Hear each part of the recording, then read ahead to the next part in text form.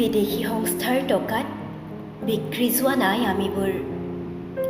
ধনৰ দুখীয়া হ'লেও ঈশ্বৰে দিছে এটা সবল মানসিকতা।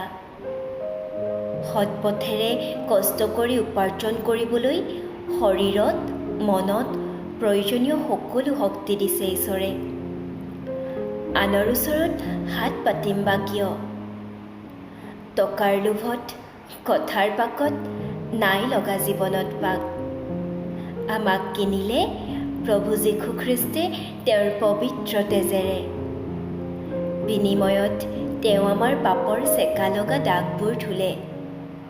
খহাই দিলে গৰ্ব অহংকাৰৰ গধুৰ বোজাবোৰ।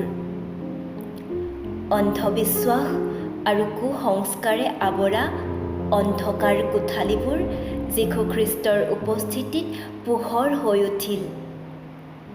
বাট এৰি অপথে যোৱাবোৰে ঘূৰাই পালে মানৱীয় এক সৎ জীৱন।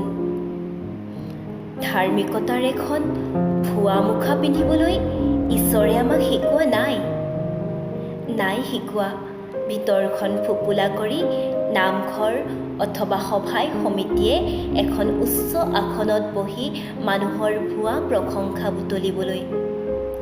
শিকাইছে হৃদয়ত বহাই থোৱা শিলবোৰ আঁতৰাই প্ৰেমৰ শ্ৰুতিবোৰ বোৱাই নিবলৈ এখন হৃদয়ৰ পৰা আন এখনলৈ।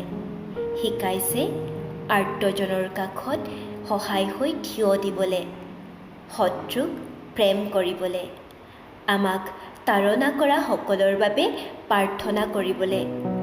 ধৰ্মক নহয়, প্ৰভু যীশুখ্ৰীষ্টে মোৰ জীৱনটো সলালে।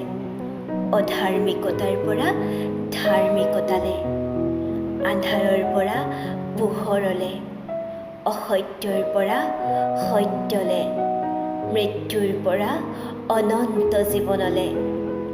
ঈশ্বৰৰ প্ৰশংসা হওক।